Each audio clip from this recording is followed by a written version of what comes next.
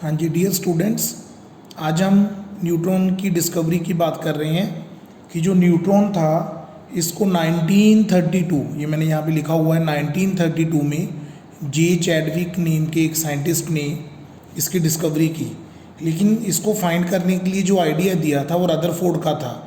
Rutherford ने ये बताया कि एक्चुअल में जब प्रोटॉन्स डिस्कवर हो चुके थे, जब ओनली प्रोटॉन्स के बारे में पता था, ओनली प्रोटॉन्स। अब जैसे मान लो ब्रिलियम है, अब जब ब्रिलियम का मास देखा गया तो ब्रिलियम का मास मान लो 9 आया, लेकिन उस टाइम पे सिर्फ प्रोटॉन्स ही फाइंड हुए थे, तो इसका मास 4 होना चाहिए था क्योंकि ब्रिलियम का एटॉमिक नंबर 4 है, तो इसमें 4 प्रोटॉन्स हैं, लेकिन इसका मास उससे ज़्यादा आया। एक्चुअल में इसका मास कितना आया 9, लेकिन इसमें प्रोटॉन्स कितने हैं 4, तो इसका मास कितना होना चाहिए था 4। तो यहाँ से ये पता चला कि इसके अंदर, न्यूक्लियस के अंदर कोई और भी पार्टिकल्स प्रेजेंट हैं प्रोटॉन्स के अलावा, जिसकी वजह से उस एटम का जो मास है वो ज़्यादा आता है। आई थिंक आप सभी बच्चे मेरी बात समझ रहे होंगे। जैसे हीलियम है, अब हीलियम का एटॉमिक नंबर है 2, तो इसका मतलब इसके अंदर 2 प्रोटॉन्स हैं, लेकिन जब हीलियम का मास एक्चुअल में देखा गया तो उसका मास 4 आया। तो हमें पता चला कि 2 प्रोटॉन्स का मास तो फिर 2 ही आना चाहिए था, 4 क्यों आया? इसका मतलब कोई और चीज़ भी इसके अंदर प्रेजेंट है, न्यूक्लियस के अंदर प्रेजेंट है, जिसकी वजह से रदरफोर्ड ने ये आइडिया दिया, रदरफोर्ड ने ये बताया कि न्यूक्लियस के अंदर कोई और न्यूट्रल पार्टिकल्स भी प्रेजेंट हैं। तो उसके बाद उसकी रिसर्च स्टार्ट हुई, तो जे चैडविक ने 1932 में इसको डिस्कवर किया। तो इसके बारे में पढ़ते हैं। न्यूट्रॉन में बी डिफाइंड एज दैट सब एटॉमिक पार्टिकल, सब एटॉमिक इसलिए कहा जाता है क्योंकि ये एटम का ही एक पार्ट है। एटम के अब तक कितने पार्टिकल्स हो गए subatomic? 3, electron, proton and neutron, which carries no charge, क्योंकि अगर इसके ऊपर भी चार्ज होता फिर तो एटम अनस्टेबल हो जाता, क्योंकि पहले से ही जो इलेक्ट्रॉन्स एंड प्रोटॉन्स हैं उन्होंने एक दूसरे को बैलेंस कर रखा था। तो इसका मतलब इसके ऊपर कोई चार्ज नहीं था, that is it is neutral particle, कोई चार्ज नहीं था, न्यूट्रल था, but has a mass nearly equal to that of the proton, लेकिन जो इसका मास है वो प्रोटॉन के इक्वल था। अब इसके बारे में जो इम्पॉर्टेंट फैक्ट्स हैं, charge on neutron no charge, mass of neutron जितना प्रोटॉन के ऊपर मैंने आपको नोट करवाया था 1.6 × 10⁻27 kg, उतना ही न्यूट्रॉन के ऊपर मास होता है। इसका सिंबल 0, 1, ये इसलिए लिखा था 0 मीन चार्ज 0 है, और इसका जो मास है वो 1 है, न्यूट्रल है जी। लोकेशन इनसाइड न्यूक्लियस के अंदर होता है जी। डिस्कवरी बाय जे चैडविक इन 1932। और अगर हम आपके एनसीईआरटी बुक में भी एक बार नोट कर लें तो इसमें क्या लिखा हुआ देखो, in 1932 J Chadwick discovered another subatomic particle which had no charge and a mass nearly equal to that of the proton, कि इसका जो मास है वो प्रोटॉन के इक्वल था, लेकिन इसके ऊपर कोई चार्ज नहीं था। It was eventually named as neutron, neutron neutral से नाम बना neutron. Neutrons are present in the nucleus of all atoms except hydrogen, hydrogen के न्यूक्लियस में न्यूट्रॉन नहीं होता, बाकी सभी न्यूक्लियस में न्यूट्रॉन प्रेजेंट होता है। In general A neutron is represented by symbol n, मैंने ये सिंबल लिखवाया, आप दोनों में से कोई भी लिख सकते हो, ज़्यादा अच्छी तरह से बता रहा है कि चार्ज 0, मास 1, आप सिंपल n भी लिख सकते हो। The mass of an atom is therefore given by the sum of the masses of protons and neutrons present in the nucleus. अब ये चीज़ सबसे इंपॉर्टेंट है कि किसी भी एटम का जो मास होता है वो सम होता है प्रोटॉन एंड न्यूट्रॉन के मास का। ये मैं आपको पहले से ही बता चुका हूँ इसके बारे में। आगे जो हमारा टॉपिक है, that's very important topic, how are electrons distributed in different orbits and shells. बहुत इंपॉर्टेंट बात है, इसके बारे में हम थोड़ा सा समझते हैं ध्यान से।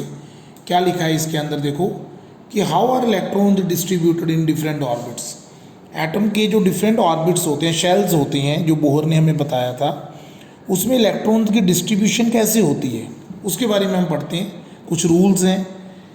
The distribution of electrons into different orbits of an atom was suggested by Bohr and Bury, ये साइंटिस्ट के नेम है। The following rules are followed for writing the number of electrons in different energy levels और shells. तो उसके कुछ rules हैं, इन rules को हम देखते हैं। पहला रूल क्या है? The maximum number of electrons present in a shell is given by, क्या लिखा है देखते हैं, फॉर्मूला 2n²। अब ये देखो आपके सामने एक फॉर्मूला है दैट इज 2n²। वो कहते हैं कि 2n² फॉर्मूला से इलेक्ट्रॉन्स फिल होते हैं। कैसे? Where n is the orbit number और एनर्जी लेवल इंडेक्स। अगर आप n को 1 पुट करते हो तो 1 का स्क्वायर 1, 1 इंटू 2 2। इसका मतलब पहले शेल में 2 इलेक्ट्रॉन्स आ सकते हैं। फिर आप 2 पुट करो, 2 का स्क्वायर 4, 4 2 ज़ा 8। इसका मतलब दूसरे शेल में 8 आ सकते हैं। लेकिन अगर आप 3 पुट करोगे, 3 का स्क्वायर 9 2 ज़ा 18, तो तीसरे शेल में 18 इलेक्ट्रॉन्स आ सकते हैं। ये देखो आपको करके भी दिखाया इन्होंने, 2 8 18, फोर्थ में 32 एंड सो ऑन।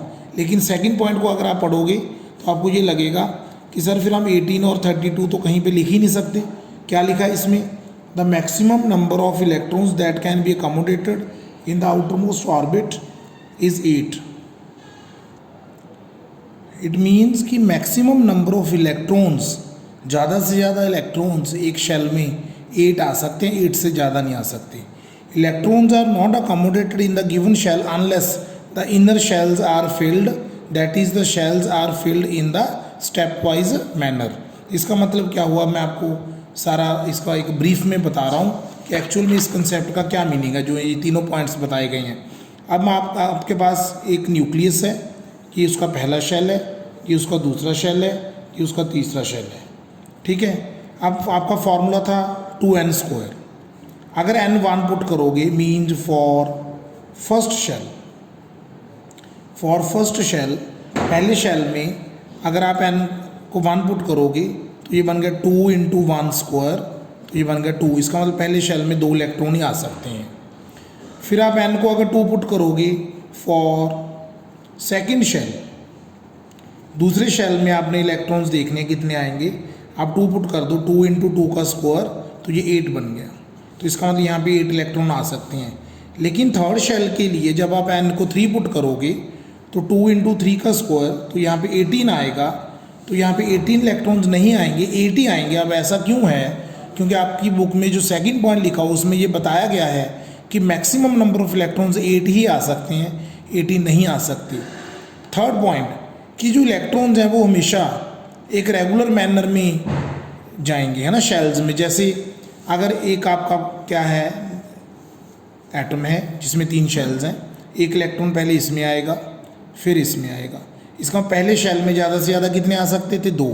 तो पहला शेल भरेगा, फिर दूसरे शेल में 8 आएंगे, 2 3 4। ऐसा नहीं है कि 4 आने के बाद तीसरे में 4 आने, नेक्स्ट जो 4 हैं वो तीसरे शेल में आ जाएंगे, ऐसा नहीं है। तो आप इस चीज़ की तरफ ध्यान दोगे कि पहला शेल भरेगा पूरा जिसमें 2 इलेक्ट्रॉन आ सकते हैं, फिर दूसरा शेल भरेगा जिसमें कितने इलेक्ट्रॉन आ सकते हैं? 8। फिर अगर इलेक्ट्रॉन कोई बचता है तो आपके जो इलेक्ट्रॉन हैं वो किस में आएंगे? वो थर्ड शेल में आएंगे। जैसे सोडियम है, अब सोडियम का एटॉमिक नंबर कितना होता है? 11। तो हम इसकी इलेक्ट्रॉनिक कॉन्फ़िगरेशन कैसे लिखते हैं? पहले शेल में 2, फिर 8, फिर 1 बच गया, वो तीसरे शेल में जाता है, ऐसे लिखते हैं ना। तो इस मेथड से हम इलेक्ट्रॉनिक कॉन्फ़िगरेशन हर एलिमेंट की लिख सकते हैं। जैसे अभी कैल्शियम है, कैल्शियम का एटॉमिक नंबर 20 होता है। पहले शेल में 2, दूसरे में 8, तीसरे में 8, जो बच गए वो फोर्थ में। अब चेक करो, इसको हम बोलते हैं इलेक्ट्रॉनिक कॉन्फ़िगरेशन। तो आज के लेक्चर में हम इतना ही करेंगे।